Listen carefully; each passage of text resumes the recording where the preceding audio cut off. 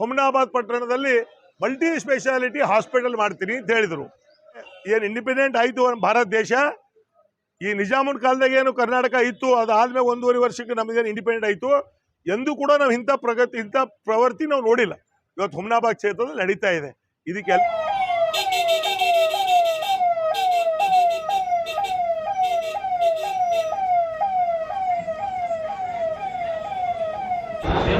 ಮಾನ್ಯ ಹೊಸದಾಗಿ ಸಚಿವರಾಗಿರ್ತಕ್ಕಂಥ ಯುವಕರು ಯತೀಂದ್ರ ಸಿದ್ದರಾಮಯ್ಯಜಿಯವರು ಪ್ರಪ್ರಥಮ ಬಾರಿಗೆ ಬೀದರ್ ಬಂದಿದ್ದಾರೆ. ಬರಬೇಕಾಗಿತ್ತು, ಅನಿವಾರ್ಯ ಕಾರಣದಿಂದ ಅವರು ಬರೋಕ್ಕಾಗಲಿಲ್ಲ. ಇವತ್ತು ಬೀದರ್ಲಿಂದ ಹುಮ್ನಾಬಾದ್ ಮಾರ್ಗವಾಗಿ ಗುಲ್ಬರ್ಗಕ್ಕೆ ಹೋಗ್ತಾ ಇದ್ದಾರೆ. ಗುಲ್ಬರ್ಗದಲ್ಲಿ ಒಂದು ಮೀಟಿಂಗ್ ಇದೆ. ನಾನು ನಿನ್ನೆ ಫೋನ್ ಮಾಡಿದಾಗ ಹೋಗುವಾಗ ಒಂದು 5 ನಿಮಿಷ ನಮ್ಮ ಮನೆಯಲ್ಲಿ ಬಂದು ಟೀ ಕುಡಿದು ಹೋಗಿ ಸಚಿವರೇ ಅಂದಾಗ ಭಾಳ ಸಂತೋಷದಿಂದ ಆಯಿತು ಸರ್ ನಾನು ಬರ್ತೀನಿ ಅಂತ ಹೇಳಿದರು. ಇವತ್ತು ಭಾಳ ಸಮಯದ ಅಭಾವ ಇದೆ. ಇಲ್ಲಿ ಬಂದು ನಾವೆಲ್ಲ ಕಾರ್ಯಕರ್ತರನ್ನು ಭೇಟಿ ಮಾಡಿ ನಮ್ಮ ಜೊತೆಲಿ ಕೂಡ ಚರ್ಚೆ ಮಾಡಿ, ಈಗಾಗಲೇ ತಾವು ಮಾಧ್ಯಮ ಸ್ನೇಹಿತರು ಬರಗಾಲ ಬಗ್ಗೆ ಕೂಡ ತಾವು ಕೇಳಿದಿರಿ, ಪುರಸಭೆ ನಗರಸಭೆ ಚುನಾವಣೆ ಬಗ್ಗೆ ಕೂಡ ಕೇಳಿದಿರಿ.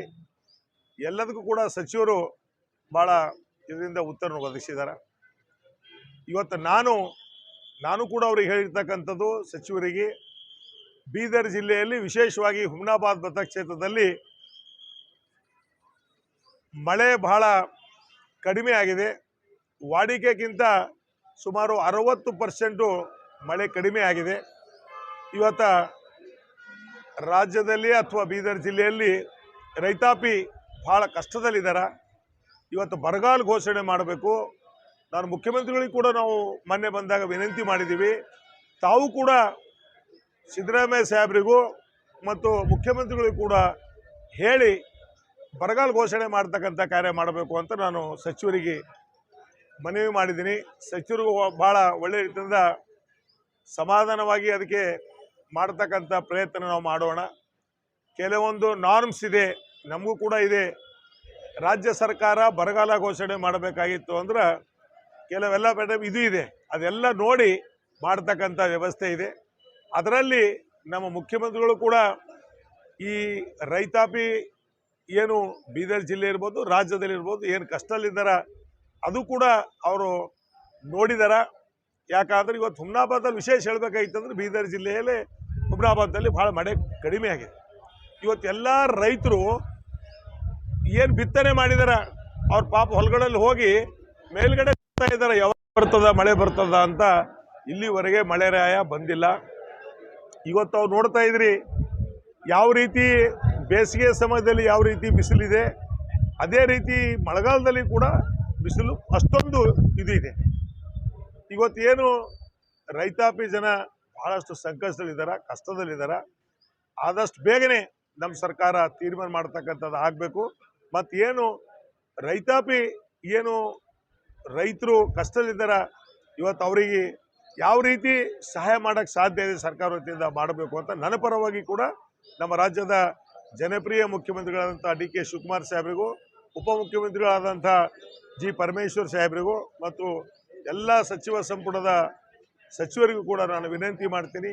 ಬರ್ತಕ್ಕಂಥ ದಿನದಲ್ಲಿ ಬರಗಾಲ ಘೋಷಣೆ ಮಾಡಿ ಇವೆಲ್ಲ ಏನಾದರೂ ಒಂದು ಪ್ಯಾಕೇಜು ಅಥವಾ ಯಾವ ರೀತಿ ರೈತರಿಗೆ ಸಹಾಯ ಮಾಡ್ತಕ್ಕಂಥ ವ್ಯವಸ್ಥೆಯಲ್ಲಿ ಆಗಬೇಕು ಅಂತ ನಾನು ವಿನಂತಿ ಮಾಡ್ತೀನಿ.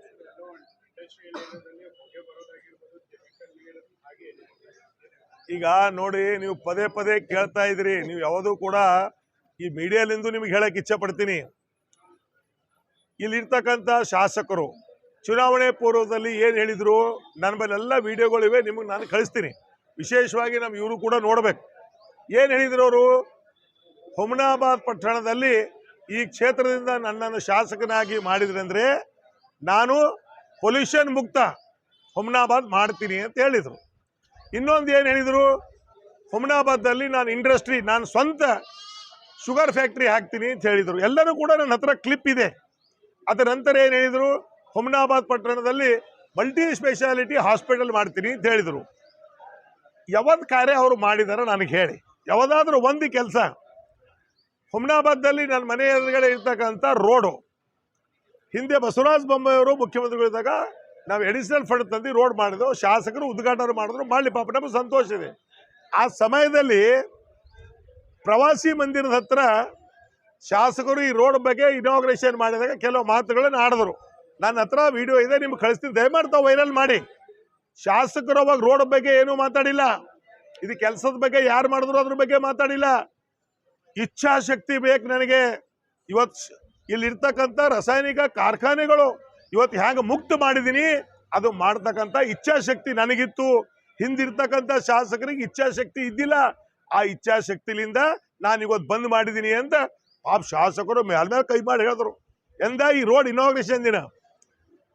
ಆಮೇಲೆ ನನಗೇನು ಅರ್ಥ ಆಗಿಲ್ಲ, ಕೆಲವು KDP ಸಭೆ ಹುಮ್ನಾಬಾದ್ದಲ್ಲಿ ಏನು ಮಾಡಿದ್ರು, ಎಲ್ಲ ಅಧಿಕಾರಿಗಳಿಗೆ ಹೇಳಿದ್ರು, ಇಲ್ಲ ನೀವು ಇಮಿಡಿಯೇಟ್ ಆಗಿ ಇದೆಲ್ಲ ಬಂದ್ ಮಾಡಬೇಕು, ಬಂದ್ ಆಗಬೇಕು ಅಂಥೇಳಿ. ಅದು ಆಯಿತು, ನಾನೇ ಬಂದ್ ಮಾಡಿದ್ದೀನಿ ಅಂತ ಹೇಳಿದ್ರು. ಇನ್ನೊಂದು KDP ಮೀಟಿಂಗ್ದಲ್ಲಿ ಶಾಸಕರು ಏನು ಹೇಳ್ತಾರೆ, ಯಾವ ರೀತಿ ಜನರಿಗೆ ಮೋಸ ಮಾಡ್ತಕ್ಕಂಥ ಕೆಲಸ ಮಾಡ್ತಾ ಇದ್ದಾರೆ. ಇನ್ನೊಂದ್ಸಲ KDPಯಲ್ಲಿ ಏನು ಹೇಳಿದ್ರು, ನೋಡಿ ನಾನು ಶಾಸಕನಾಗಿ ನನ್ನ ಕೆಲಸ ಏನು ಅಂದ್ರೆ ಸರ್ಕಾರಕ್ಕೆ ಅವ್ರಿಗೆ ತೋರಿಸ್ತಕ್ಕಂಥದ್ದು, ಬಂದ್ ಮಾಡ್ತಕ್ಕಂಥದ್ದು ಬಿಡೋದು ನನ್ನ ಕೆಲಸ ಇಲ್ಲ. ನಾನೊಬ್ಬ ಶಾಸಕನಾಗಿ ನನ್ನ ಕೆಲಸ ಅಷ್ಟೇ ಸರ್ಕಾರಕ್ಕೆ ಗಮನಕ್ಕೆ ತರ್ತಕ್ಕಂಥದ್ದು.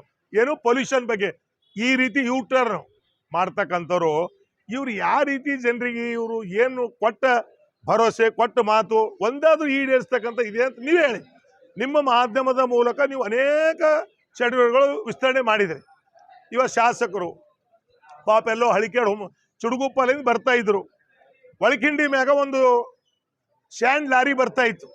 ಸ್ಯಾಂಡ್ ಲಾರಿ ಬರುವಾಗ ಶಾಸಕರು ಹೋಗಿ ನಿಂದಿರಿಸಿ ಅದಕ್ಕೆ ಪೊಲೀಸವ್ರಿಗೆ ಕರೆಸಿ ಅದಕ್ಕೆ ಏನೋ ಮೀಟಿಂಗ್ ಮಾಡಿದ್ರು. ಏನಾಯ್ತು ಮುಂದೇನೋ ಅವರು ಆ ಲಾರಿ ಓನರ್ ಸಂಗಟ್ ಅವ್ರಿಗೆ ಕಮಿಟ್ಮೆಂಟ್ ಐತಾ?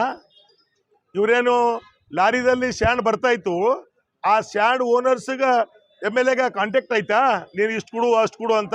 ಮತ್ತು ಆಮ್ಯಾಗ ಮುಂದೆ ಏನಾಯ್ತು, ಮುಂದೆ ನಿಮಗೆ ಇನ್ನೊಂದು ಹೇಳಕ್ಕೆ ಇಚ್ಛೆ ಪಡ್ತೀನಿ. ಶಾಸಕರ ಆದೇಶದ ಅನುಗುಣವಾಗಿ ಅಸಿಸ್ಟೆಂಟ್ ಕಮಿಷನರ್ ಬಸವ ಕಲ್ಯಾಣ್, ಹಿಂದೆ ಇರ್ತಕ್ಕಂಥ ಹುಮ್ನಾಬಾದ್ ತಹಶೀಲ್ದಾರ್ ಎಲ್ಲ ಅಧಿಕಾರಿಗಳು ಕೂಡಿ ಒಂದು ಮೀಟಿಂಗ್ ಮಾಡಿದ್ರು.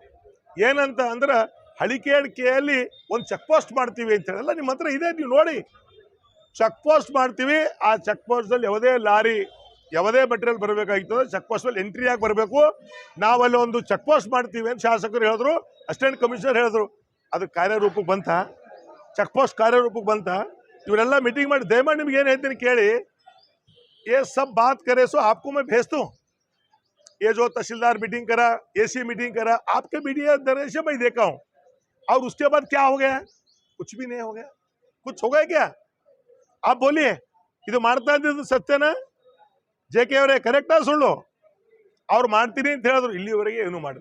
ಇಲ್ಲಿ ಹುಮನಾಬಾದ್ ಜನ ಇವತ್ತೆಲ್ಲ ನೋಡ್ತಾ ಇದ್ದಾರೆ. ಅದಕ್ಕೆ ಶಾಸಕರೇ ದಯವಿಟ್ಟು ಒಳ್ಳೆ ಕೆಲಸ ಮಾಡ್ರಿ. ನಮ್ಮ ಸಹಕಾರ ನಿಮ್ಮ ಜೊತೆಲಿದೆ. ಸಹಕಾರ ಬರೇ ಪ್ರೋಟೋಕಾಲ್ ಮುರಿಬೇಕು. ಬರೇ ಈ ನೋಡ್ರಿ, ನಿನ್ನೆ ಯಾರೋ ಹೇಳ್ತಾ ಇದ್ರು ಬಾಲಾಜಿ ಗುಡಿದೇನೋ ಫೌಂಡೇಶನ್, ಯಾರದ್ರಿ ಅದು? ಕಲ್ಯಾಣ ಕರ್ನಾಟಕ ಯಾವುದೇ ಫಂಡ್ ಬಂದ್ರು ಕೂಡ ಸರ್ಕಾರ ದುಡ್ಡು. ಅವ್ರು ಮನೇಲಿ ಮಾಡ್ತಾರ ಅಂದ್ರೆ ಅವ್ರು ಒಬ್ಬರೇ ಹೋಗಿ ಏನಾದರೂ ಮಾಡ್ಕೊಳ್ಳಿ ಪಾಪ. ಈಗ ಪ್ರೋಟೋಕಾಲ್ ಎಂಬುದು ಶಿಷ್ಟಾಚಾರ ಇದೆ. 7 ದಿನ ಮುಂಚೆ ಮಾಡಬೇಕು ಅಂತ ಡಿಸ್ಟ್ರಿಕ್ಟ್ ಜಿಲ್ಲಾ ಉಸ್ತುವಾರಿ ಸಚಿವರು, ಹಿಂದೆ ಜಿಲ್ಲಾಧಿಕಾರಿಗಳು, ಪೊಲೀಸ್ ವರಿಷ್ಠಾಧಿಕಾರಿ ಸಮ್ಮುಖದಲ್ಲಿ ಆಗಿದೆ. ಹುಮ್ನಾಬಾದಲ್ಲಿ ಯಾವುದೇ ಕಾರ್ಯಕ್ರಮ ಆಗಬೇಕಾಗಿತ್ತು ಅಂದ್ರೆ 7 ದಿನ ಮುಂಚೆ ಯಾಕೆ ಅವ್ರು ಹಂಗೆ ಮಾಡ್ತಾ ಇದ್ರೆ ಗೊತ್ತಿಲ್ಲ. ಮೊನ್ನೆ ನಿಮ್ಮ ಖೇರ್ಡಾ ಬೀದಲ್ಲಿ ಅದು 3.5 ಕೋಟಿ 4 ಕೋಟಿ ಕಲ್ಯಾಣ ಕರ್ನಾಟಕದ ಫಂಡು ಹೋದ್ರು, ಯಾರಿಗಿಲ್ಲ. ಸ್ವಾಮಿಗಳಿಗೆ ಕರ್ಕೊಂಡು ಆಫೀಸರ್ಸ್ ಬೇಡ, ಅಲ್ಲಿ ಅಧಿಕಾರಿಗಳು ಬೇಡ, ಕಾಂಟ್ರಾಕ್ಟರ್ ಬೇಡ, ಇವ್ರದ್ದು ಹೋದ್ರು. ಇವ್ರ ಗಾಡಿಗೆ ಗುದ್ದಲಿ ಸಲಿಕೆ ಇಕ್ಕ್ಯಾರ, ಅದು ತೆಗೆದ್ರು, ಪೂಜೆ ಮಾಡಿದ್ರು, ಬಂದರು. ಎಷ್ಟರ ಮಟ್ಟಿಗೆ ಇದು ಸ್ವತಂತ್ರ ಆದ್ಮ್ಯಾಗ ಅಲ್ಲಿಂದ ಇಲ್ಲಿವರೆಗೆ ಏನು ಇಂಡಿಪೆಂಡೆಂಟ್ ಆಯಿತು ಭಾರತ ದೇಶ. ಈ ನಿಜಾಮನ ಕಾಲದಾಗ ಏನು ಕರ್ನಾಟಕ ಇತ್ತು, ಅದಾದ್ಮೇಲೆ 1.5 ವರ್ಷಕ್ಕೆ ನಮಗೇನು ಇಂಡಿಪೆಂಡೆಂಟ್ ಆಯಿತು. ಎಂದೂ ಕೂಡ ನಾವು ಇಂಥ ಪ್ರವೃತ್ತಿ ನಾವು ನೋಡಿಲ್ಲ. ಇವತ್ತು ಹುಮ್ನಾಬಾದ್ ಕ್ಷೇತ್ರದಲ್ಲಿ ನಡೀತಾ ಇದೆ. ಇದಕ್ಕೆಲ್ಲದಕ್ಕೂ ಕೂಡ ಅಂತ್ಯ ಹಾಡಬೇಕು. ಅಂತ್ಯ ಹಾಡ್ತಾರ, ಜನ ತೀರ್ಮಾನ ಮಾಡ್ತಾರೆ. ಇನ್ನೊಂದು ತಮ್ಮ ಮುಖಾಂತರ SIR ಬಗ್ಗೆ ಕೂಡ ಇವತ್ತು ಎಲೆಕ್ಷನ್ ಕಮಿಷನರ್ ಆಗಲಿ, ರಾಜ್ಯ ಸರ್ಕಾರ ಆಗಲಿ, ಕೇಂದ್ರ ಸರ್ಕಾರ ಆಗಲಿ, ಇವತ್ತು SIR ಬಗ್ಗೆ ನಡೀತಾ ಇದೆ. ನಮ್ಮದೇನಿದೆ SIR ಬಗ್ಗೆ ಅಂದರೆ, SIR ಒಳ್ಳೆ ರೀತಿಯಿಂದ ಆಗಬೇಕು. ಯಾರೂ ಕೂಡ ಮತದಾನ ಹಕ್ಕಲಿಂದ ವಂಚಿತರ ಆಗಬಾರ್ದು. ಅದು ಒಂದೇ ಒಂದು ಉದ್ದೇಶ. ನಾವು ಹಿಂದೆ ಪಶ್ಚಿಮ ಬಂಗಾಳದಲ್ಲಿ ನೋಡಿದ್ದೀವಿ ಎಷ್ಟು ಮತದಾರ ಕಟ್ಟಾದರು, ಬೇರೆ ಬೇರೆ ರಾಜ್ಯಗಳು ನೋಡಿದ್ದೀವಿ ಎಷ್ಟು ಮತದಾರ ಕಟ್ಟಾದರು. ನಾವು ಮತದಾರರು ಜಾಗೃತರಾಗಬೇಕು. ನಮ್ಮ ಕರ್ನಾಟಕ ಸರ್ಕಾರದ ಮುಖ್ಯಮಂತ್ರಿಗಳಂತ DK ಶಿವಕುಮಾರ್ ಸಾಹೇಬರು ಹೇಳಿದಾರ, ಇವತ್ತು ನೀವು ಅರ್ಹರಾಗಬೇಕು ಅಂದರೆ ನೀವು ಮತಪಟ್ಟಿಗೆಯಲ್ಲಿ ನಿಮ್ಮ ಹೆಸರು ಇರಲೇಬೇಕು. ಇವತ್ತೇನು ಸರ್ಕಾರದ ಯಾವುದೇ ಸ್ಕೀಮ್ಸ್ ಬರ್ತದ, ಏನೇ ಬಂದರೂ ಕೂಡ ನೀವು ಅದರಲ್ಲಿ ಇರಬೇಕಾಗಿತ್ತು ಅಂತಂದ್ರೆ ನೀವು ಆ ವೋಟ್ SIR ಅಲ್ಲಿ ತಾವು ಭಾಗಿಯಾಗಲೇಬೇಕು ಅಂತ ಈಗಾಗಲೇ ನಾವು ನಮ್ಮ ಬ್ಲಾಕ್ ಅಧ್ಯಕ್ಷರುಗಳು, ಸಿಟಿ ಅಧ್ಯಕ್ಷರು ಎಲ್ಲರೂ ಕೂಡ ಕೆಲವು ಗ್ರಾಮೀಣ ಭಾಗದಲ್ಲಿ ಕೂಡ ಭೇಟಿ ಕೊಟ್ಟಿದ್ದಾರೆ. ನಾನೇ ಕೂಡ ಮೊನ್ನೆ ತಹಶೀಲ್ದಾರ್ ಹುಮ್ನಾಬಾದ್ ಅವರಿಗೆ ಅವ್ರ ಜೊತೆಲೂ ಮಾತಾಡಿದ್ದೀನಿ. ಇವತ್ತು ನಾನು ಕೂಡ ಚಿಡುಗುಪ್ಪ ಸರ್ಕಲ್ದಲ್ಲಿ SIR ಬಗ್ಗೆ ಯಾವ ರೀತಿ ಆಗ್ತಾ ಇದೆ, ಯಾವ ರೀತಿ ಅಧಿಕಾರಿಗಳು ಮಾಡಿದ್ದಾರೆ, ಯಾವ ರೀತಿ ಕೆಲಸಗಳು ನಡೀತಾ ಇದೆ ಎಂಬುದು ನಾನು ಕೂಡ ಅವರಿಗೆ ಭೇಟಿ ಕೊಡ್ತಾ ಇದ್ದೀನಿ. ಇಷ್ಟೇ ನಾನು ಮತದಾರರಿಗೆ, ನನ್ನ ಹುಮ್ನಾಬಾದ್ ಕ್ಷೇತ್ರದ ಜನರಿಗೆ ನಾನು ವಿನಂತಿ ಮಾಡ್ತೀನಿ, ತಾವ್ಯಾರೂ ಕೂಡ ವಂಚಿತರಾಗಬೇಡ್ರಿ, ಅದರಲ್ಲಿ ಸೇರ್ಪಡೆಯಾಗಿ. ಯಾಕಂದ್ರೆ ಒಬ್ಬ ಭಾರತ ದೇಶದ ಒಬ್ಬ ಪ್ರಜೆ, ಇವತ್ತು ನಮ್ಮ ಕರ್ನಾಟಕದ ಒಬ್ಬ ಪ್ರಜೆ ಇರಬೇಕಾಗಿತ್ತು ಅಂದ್ರೆ ತಾವು ಮತದಾರ ಇದರಲ್ಲಿ ತಾವು ಆಗಲೇಬೇಕು. ಇವತ್ತು ಕೆಲವು ನೋಡಿದೆವು, ಒಂದೊಂದು ಇದ್ರೆ ಒಬ್ಬರೊಬ್ಬರ ಹೆಸರು 3 ಕಡೆಗೆ 4 ಕಡೆ, ಪರವಾಗಿಲ್ಲ, ಡೆಲೀಟ್ ಮಾಡಿಬಿಡಿ, ಯಾರದೇ ಇರಲಿ. ಇವತ್ತು ಯಾರು ನಿಜವಾಗ್ಲೂ ನಮ್ಮ ಕ್ಷೇತ್ರದ, ನಮ್ಮ ಬೀದರ್ ಜಿಲ್ಲೆಯ ಹುಮ್ನಾಬಾದ್ ಕ್ಷೇತ್ರದ ಮತದಾರ ಇದ್ದಾರೆ, ಅವರು ನಿಜವಾಗ್ಲೂ ಅವ್ರು ಇದ್ದವ್ರು ಮಾಡ್ತಕ್ಕಂಥ ಕೆಲಸ ಆಗಲಿ ಅಂತ ನಾನು ಈ ಮೂಲಕ, ತಮ್ಮ ಮೂಲಕ ನನ್ನ ಎಲ್ಲ ಮತದಾರರಿಗೆ ನಾನು ವಿನಂತಿ ಮಾಡ್ತೀನಿ.